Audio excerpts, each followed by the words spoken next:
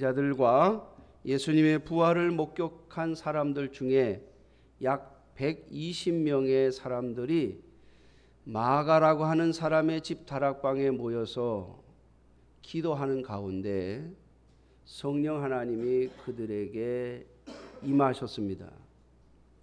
성령 하나님이 임하시자 그들은 그들이 목격하고 그들이 예수님으로부터 배우고 들었던 모든 것이 생각이 나면서 예수님의 십자가의 죽으심이 자신들을 위한 것이며 그 예수님이 바로 이제 구원의 주님이 되셨음을 확신하게 됩니다.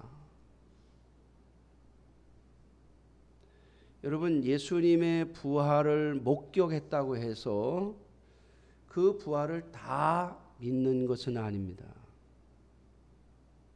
성령 하나님이 임재하셔야만, 성령 하나님이 내 안에 오셔야만 예수님의 부활도 믿을 수 있고 하나님의 말씀도 믿고 따라갈 수가 있는 거예요. 저는 제가 목회를 하면서 또는 어려서부터 신앙생활을 하면서 하나님의 기적의 역사를 경험하고도 하나님께서 베푸신 특별한 기적을 보고도 믿음으로 살지 않고 세상을 향하여 나아가 버린 사람들을 여러 보았습니다. 제가 전에도 한번 말씀을 드렸습니다마는 어떤 한 분이 자신의 아내가 이 척수암이 걸렸어요. 그러니까 제대로 걷질 못해요. 처음에 그분이 교회 나올 때를 기억을 하는데 자기의 아내를 등에 업고 왔습니다. 아내를 등에 업고 교회를 올라왔어요. 그때 제가 있던 부평 화랑교회는 예배당 올라오는 그 길에 계단이 있습니다. 계단이 좀 있기 때문에 아마 여기 우리 예배당 저 뒷자리서부터 여기 정도까지의 그 거리가 계단이에요. 그러니까 그 계단을 올라오려면 힘들어요. 그러니까 아내를 업고 교회를 오는 거예요. 참 안타까운 마음으로 지켜봤고 기도했고 또 하나님의 은혜를 구했는데 그 아내 되시는 분이 점점 몸이 나아졌습니다. 그래서 나중에는 그 옆에 난간을 붙잡고 혼자 걸어올 정도로 몸이 좋아졌어요. 그러니까 이 남편이 얼마나 좋았는지 이제 막 교회를 나오는 정도에서 멈추지 않고 교회 전도지를 가지고 그 교회 가까이에 있는 전철역 입구, 그 백운역이라고 하는 전철역이 있는데 인천에요. 그 역 앞에 가서 막 전도지를 주면서 사람들에게 전도하더라고요. 야, 참 은혜를 크게 받았구나. 제가 그렇게 생각을 했어요. 그런데 한 1, 2년 지난 다음에 다시 아내가 아프기 시작합니다. 결국에는 그 아내가 하나님의 부르심을 받았습니다. 물론 그 과정을 통해서 그 아내 되시는 분은 신앙을 얻었고 예수 그리스도를 영접하고 구원의 확신을 가지고 소망 가운데 주님의 부르심을 받은 줄로 저는 그렇게 알고 믿습니다. 자, 그런데 그 아내가 죽자 얼마 안 있어서 그 남편이요 도로 세상으로 가버렸어요.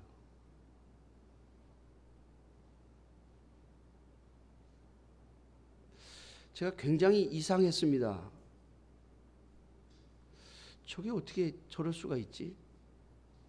아니, 아내를 고쳐달라고 하나님 앞에 나와서 기도하고 하더니 아내가 나을 때는 너무 좋아가지고 말이죠. 누가 시키지도 않았는데 막 전도지 들고 이 전철역 앞에 가서 막 전도지 돌리면서 예수 믿으라고 했던 사람이 아내가 죽자 다시 세상으로 가버리더라는 거예요. 사랑하는 성도 여러분, 병고침 받은 역사를 가지고 예수님 믿는 거 아닙니다. 표적과 기사를 보고서 예수님을 믿는 게 아닙니다. 성령 하나님이 나와 함께 하심을 우리가 알 때, 그것을 깨달았을 때 우리는 변함없는 신앙을 가질 수가 있습니다.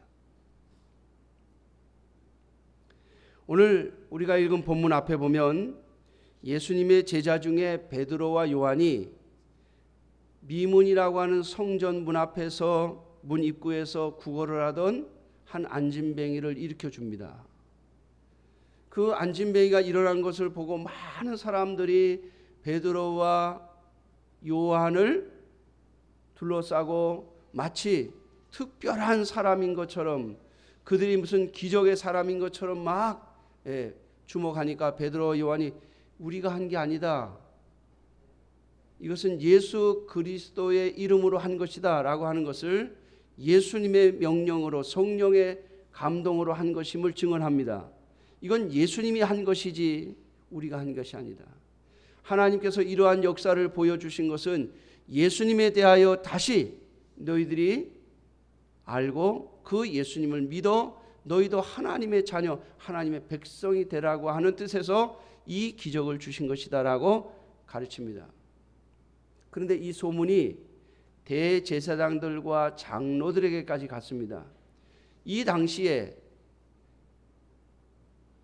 대제사장과 장로들은 종교 지도자들로서 예수님을 십자가에 못 박아 죽인 자들입니다. 예수님의 말씀이 거북해서, 예수님의 그 죄를 지적하심이 거북해서 예수님을 신성모독과 그리고 로마의 반역자로 몰아 십자가 처형을 받게 한 사람들입니다. 그런데 그 예수님이 부활하셨고 그 예수님이 바로 메시아이시고 그 예수님이 바로 구원자라고 하는 이 예수님의 제자들의 선포함, 이 메시지를 그냥 두고 볼 수가 없었어요. 많은 사람들이 베드로와 요한의 설교를 듣고 예수님 믿기 시작합니다. 그러니까 대제사장과 장로들이 자신들의 권력을 가지고 이 베드로와 요한을 잡아들입니다. 그래서 왜 사람들을 선동하느냐는 거죠. 그러니까 베드로와 요한이 이렇게 말합니다. 우리가 뭘 잘못한 게 있습니까? 저 안진뱅이를 고친 거, 그것에 대해서 이야기하고 싶습니까? 그것은 바로 예수 그리스도께서 하신 일입니다. 다시 말하면 성령의 인도하심을 따라 한 것입니다 라고 이야기한 거예요.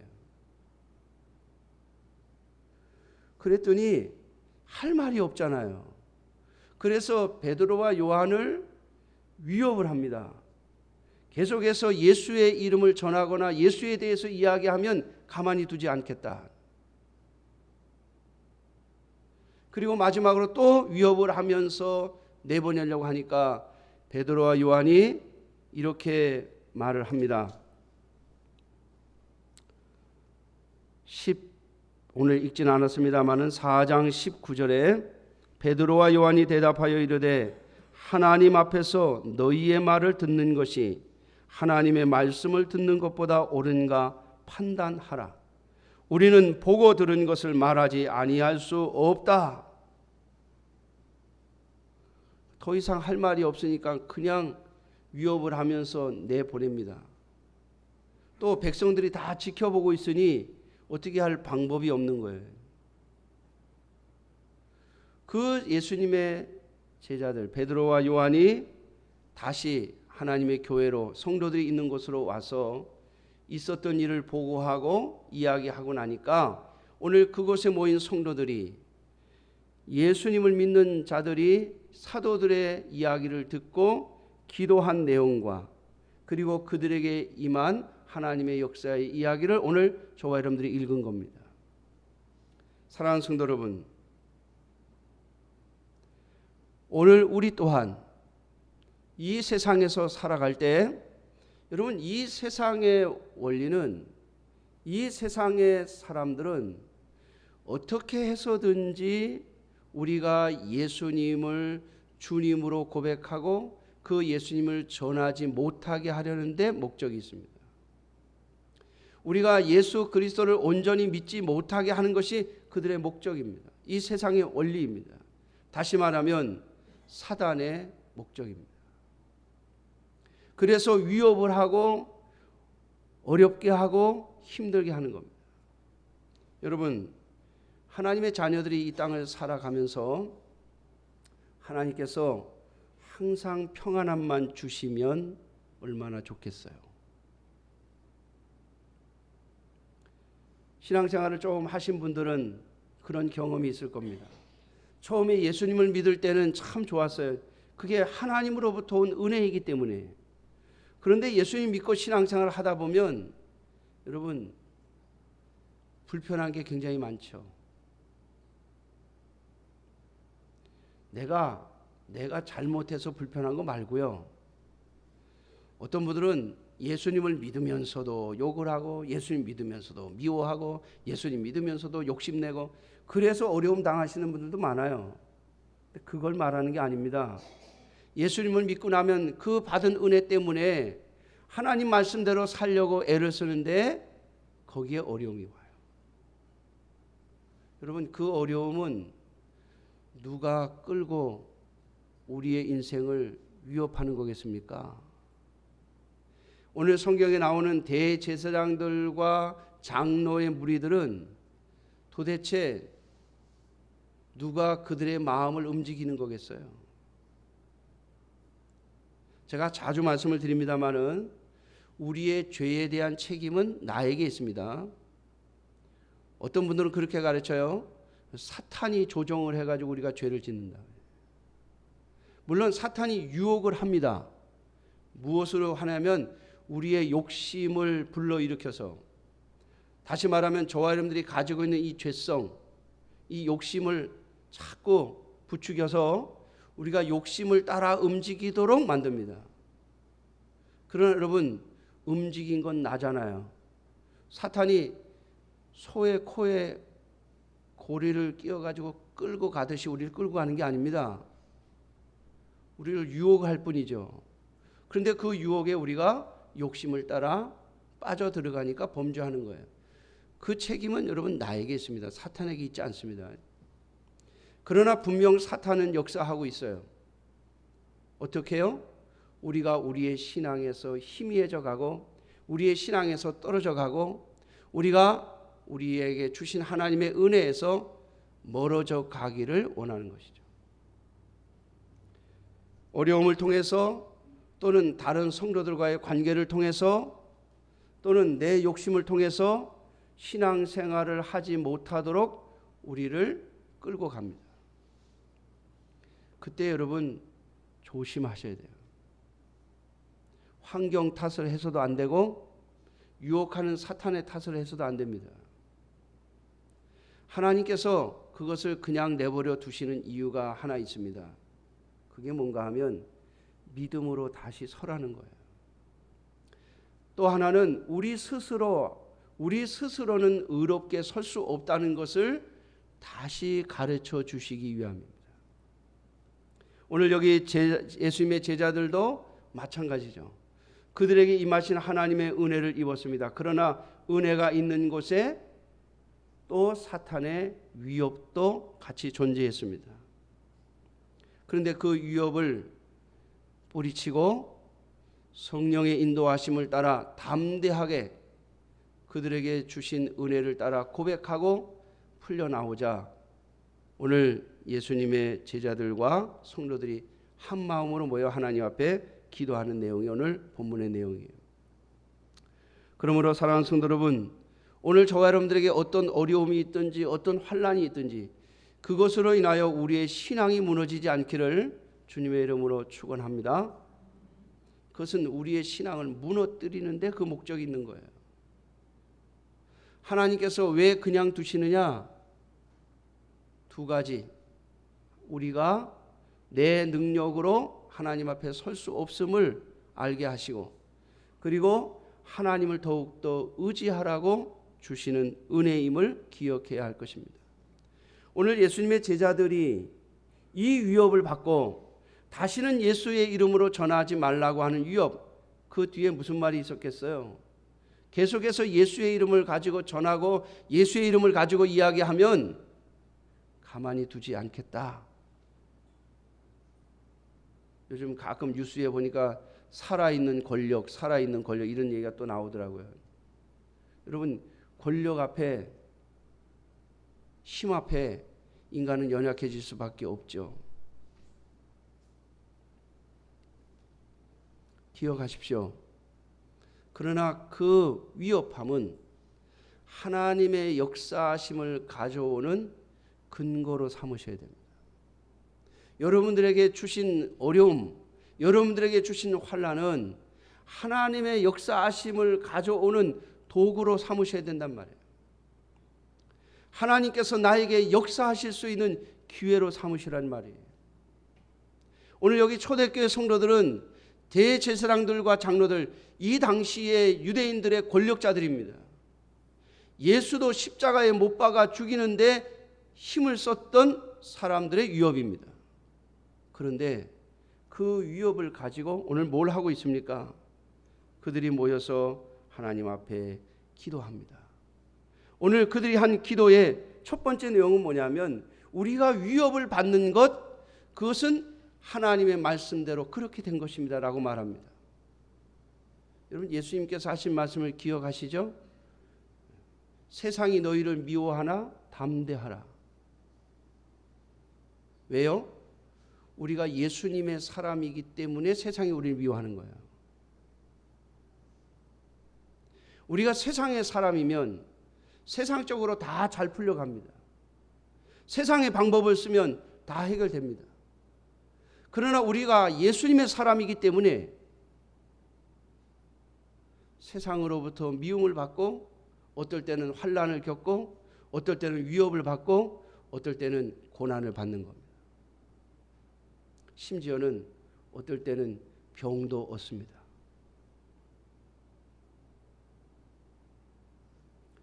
그러나 이 모든 것들은 우리가 하나님만을 의지하게 하기 위한 하나님의 도구라는 사실입니다.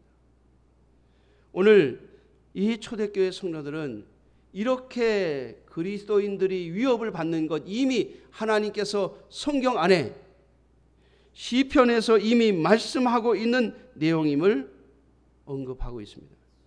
오늘 본문 25절에 또 주의 종 우리 조상 다윗의 입을 통하여 성령으로 말씀하시기를 하면서 인용한 25절과 26절의 말씀은 시편 2편에 나오는 말씀입니다. 시편 2편의 말씀을 기억하면서 그 말씀대로 오늘 우리가 위협을 받고 있구나. 하나님의 백성, 하나님의 나라는 세상으로부터 위협을 받고 협박을 받고 또 미움을 받는 거구나 라고 하는 것을 말씀을 통하여 다시 확인하고 있습니다. 그러니 여러분, 그 말씀을 근거로 해서 주님 앞에 기도하는 겁니다. 하나님 말씀대로 우리가 위협을 받습니다. 세상으로부터 미움을 받습니다. 예수님을 거스리는 그 마음으로 우리를 거스리고 있습니다. 그런데 누가요? 바로 예수 그리스도께서 우리의 왕이시지 않습니까?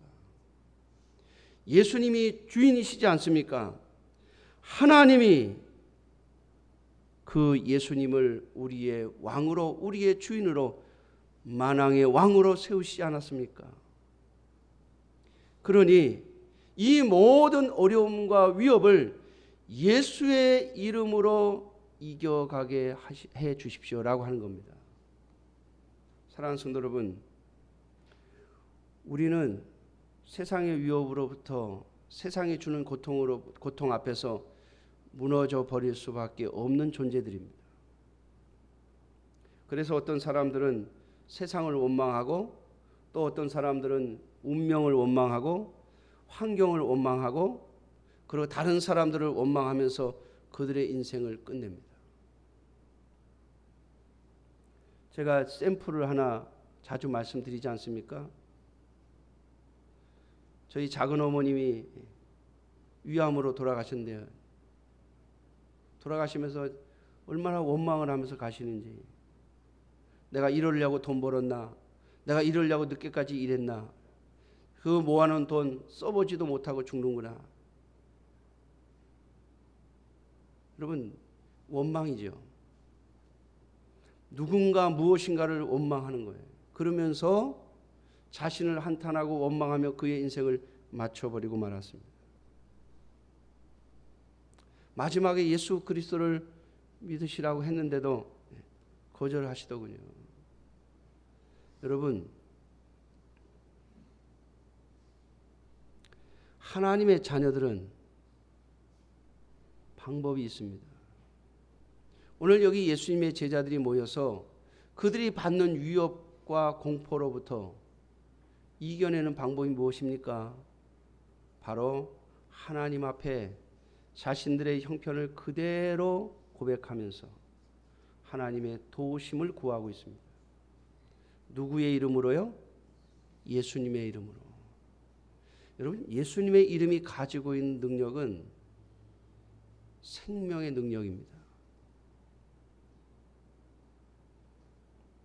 예수님이 가지고 있는 이 구원의 능력은 생명을 좌지우지하는 능력입니다. 하나님 우리에게 이 놀라운 은혜를 베풀어 주셨는데 우린 이걸 사용하지 못하고 있어요. 써먹지 못하고 있습니다. 오늘 여기 예수님의 제자들이 하나님 앞에 기도한 내용을 보십시오. 제가 29절입니다. 29절, 주여 이제도 그들의 위협함을 굽어 보시옵고. 하나님 봐주십시오, 그 말 아닙니까? 또 종들로 하여금 담대히 하나님의 말씀을 전하게 하여 주시오며. 위협 속에서도 하나님의 말씀을 전하는 사명을 멈추지 않게 해달라는 거죠. 여러분, 환난과 고난 속에서도 내가 예수 그리스도를 믿고 살아가는 이 신앙을 지킬 수 있도록, 이 신앙을 계속할 수 있도록, 두려워하지 않도록 하나님께 도우심을 구해야 합니다. 내가 이겨낼 수 있어, 할 수 있어. 여러분, 안 됩니다. 그건 세상 사람들이 쓰는 방법이에요. 할 수 있어, 할 수 있어 하는 말이요. 여러분, 그걸 긍정적 사고방식이라고 말하죠. 여러분, 아니요. 하나님이 함께 해 주셔야만 할 수 있습니다. 믿습니까? 하나님이 함께 해 주시지 않는 할 수 있어는요, 허공을 치는 겁니다. 간혹 되기도 하죠. 성공한 사람들이 있으니까 그렇게 긍정적으로 말하고 긍정적으로 하면 뭐 엔돌핀이 나와가지고 좋은 성분이 나와서 뭐 암도 이기고 뭐 다 이긴다고 그래요. 여러분, 그럴 수 있습니다. 그러나 그것이 우리를 구원하지 못합니다. 우리에게 영생을 주지 못한다는 말이에요. 제가 처음에 예를 들었던 그분, 아내가 좋아지니까 얼마나 열심히 뛰어다니는지, 교회도 얼마나 열심히 나오는지. 그런데 아내가 딱 죽자 신앙을 버렸습니다. 여러분, 그건 그냥 긍정의 힘 정도밖에 안 되죠. 우리에게 하나님이 주시고자 하시는 것은 바로 하나님의 능력입니다. 그 하나님의 능력이 무엇으로부터요? 성령 하나님으로부터 온다는 사실을 기억하셔야 합니다. 이분들은 이렇게 기도했습니다. 담대히 하나님의 말씀을 전하게 하여 주시오며. 내가 그렇게 하겠습니다라고 말한 게 아닙니다. 하나님 그 힘을 달라고 기도하고 그리고 나간 겁니다. 이 30절입니다. 손을 내밀어 병을 낫게 하시옵고 표적과 기사가 거룩한 종 예수의 이름으로 이루어지게 하옵소서. 여러분, 예수의 이름은 주문이 아니라 도장입니다. 약속입니다. 예수님의 이름 자체가 권능입니다. 주문 외우듯이 붙이는 말이 아니라 그 예수 그리스도의 이름이 나의 주인의 이름일 때 하나님은 반드시 하나님의 약속을 따라 예수의 이름으로 구한 것에 응답을 하십니다. 여러분, 베드로와 요한이 안진뱅이를 일으킬 때 뭐라고 했습니까? 은과 금은 내게 없거니와 내게 있는 것으로 내게 주노니 나사렛인 예수 그리스도의 이름으로 일어나 걸으라. 내가 너를 일으키려고 한다? 내가 일으키려고 마음만 먹으면 일어날 수 있다? 여러분, 아니요. 예수의 이름으로. 여러분, 그렇게 기도하며 엎드리니 오늘 본문 31절입니다. 빌기를 다함에 모인 곳이 진동하더니 무리가 다 성령이 충만하여 담대히 하나님의 말씀을 전하니라. 아멘. 저는 우리 성도님들에게 이 말씀을 드리고 싶습니다. 사랑하는 성도 여러분, 성령 하나님께서 나와 함께 하심을 우리가 느낄 수 있습니다. 무슨 말인가 하면 그냥 머리로 그냥 생각하는 게 아니라 우리의 예수님을 믿는 이 심령과 예수님을 믿는 우리의 육신이 성령 하나님의 역사하심과 충만하심을 느낄 수 있다고요. 성령 하나님께서 내 마음에 말씀하시는 것을 느낄 수 있고, 성령 하나님께서 나를 붙잡는 것을 느낄 수 있고, 성령 하나님께서 명령하시는 것을 느낄 수 있고, 성령 하나님께서 역사하시는 것을 느낄 수 있습니다. 이게 하나님께서 우리에게 주신 복이에요. 예수께서 십자가에 죽으시고 우리에게 주신 복이에요. 근데 여러분, 해도 안 된다고 안 하고 계시잖아요.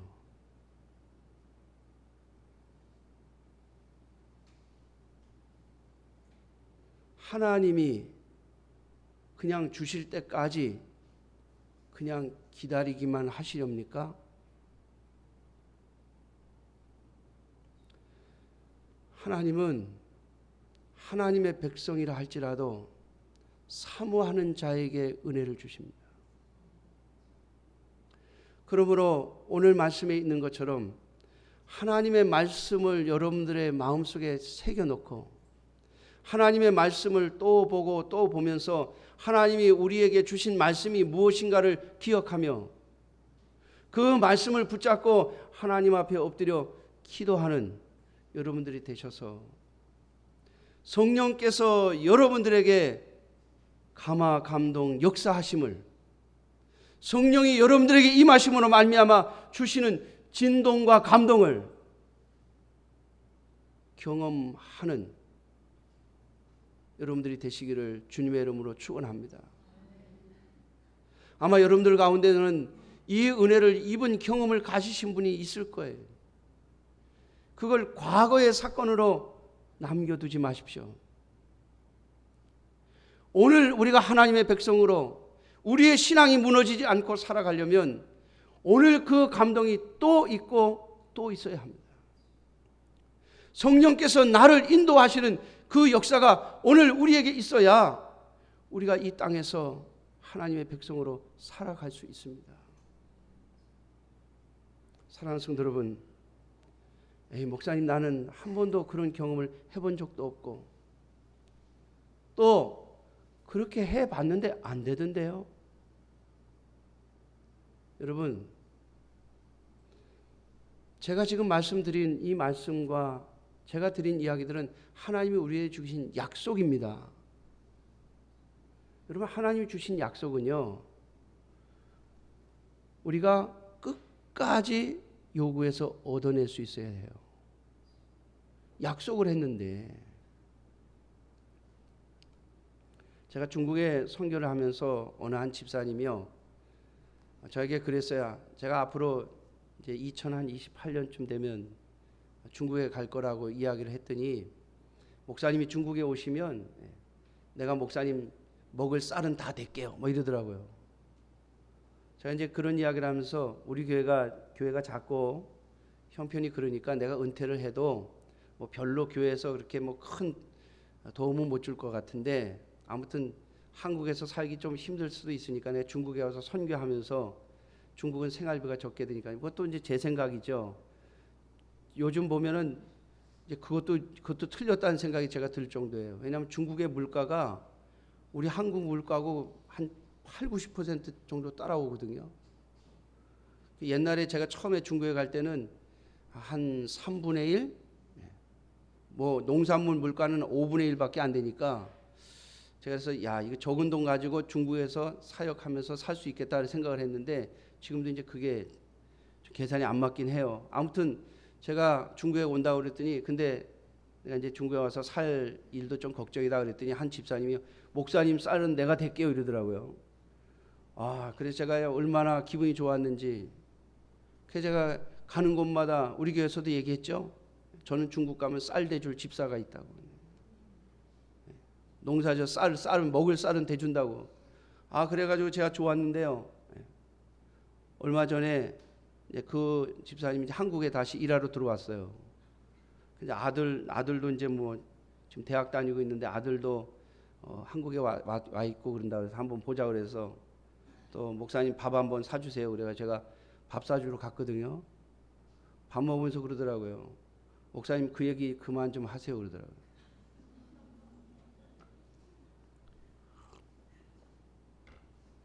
그래서 제가 아니 왜 나는 집사님이 내 먹을 쌀 대준다는 게 얼마나 내가 감사한지 몰라서 그 은혜 때문에 내가 그 마음이 있지 않고 그 하나님의 은혜 있지 않고 내가 중국에 꼭 가야지 이런 마음으로 지금 계속 준비하고 있는데 왜 그러냐고 그랬더니 아 그냥 한 말 가지고 그렇게 계속 물고 늘어지면 어떡하냐. 예. 아니 그냥 어쩌다 한 말 가지고 계속 쌀 줄 거라고 물고 늘어지면 어떡하냐고. 아이고 여러분 저한테는 농담하시면 안 돼요. 그냥 한 말이래요. 그래서 제가 알았다. 다시는 얘기 안 하마 제가 그랬어요. 그래서 제가 이제 여러분들한테 다시 얘기 안 하려고 지금 정리하는 거예요. 쌀이 없어졌어 쌀이.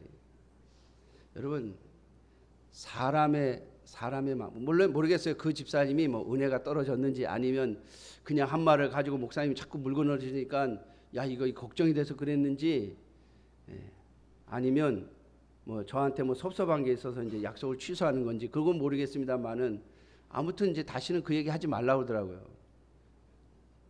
내가 그냥 한 말이라고. 그게 취소가 됐는데 여러분 인간이 한 약속은 이렇게 상황에 따라 취소될 수 있어요.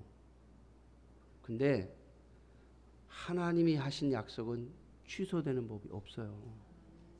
믿습니까?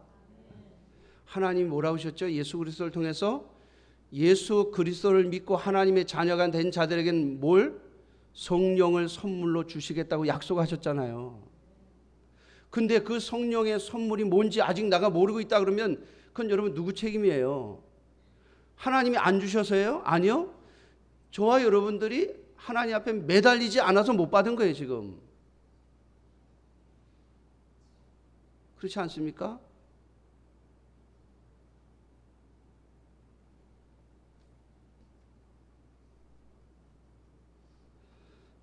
하나님은 약속을 취소하시는 법이 없어요. 반드시 구해서 얻어내세요.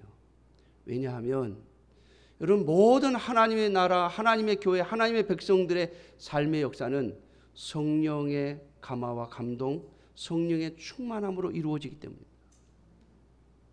하나님의 나라를 끌고 가시는 분은 성령 하나님이에요. 여러분 교회를 세우신 분도 성령님이시고 그 교회를 일으키시는 분도 성령님이세요. 제가 여러분들한테 자주 말씀드리잖아요. 저를 이곳에 갖다 세우신 분도 성령님이세요.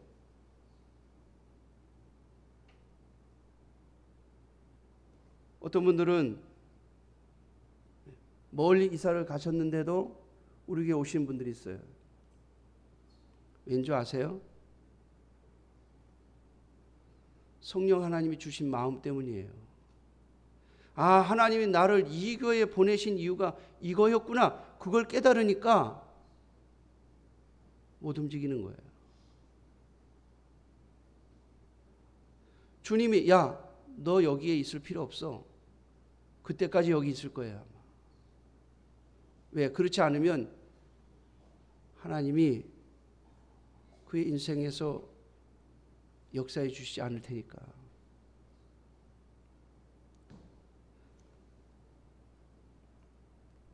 사랑하는 성도 여러분, 오늘 제가 여러분들에게 드린 말씀, 성령의 감동, 성령의 충만함, 성령의 역사하심, 이건 하나님이 우리에게 주신 약속입니다.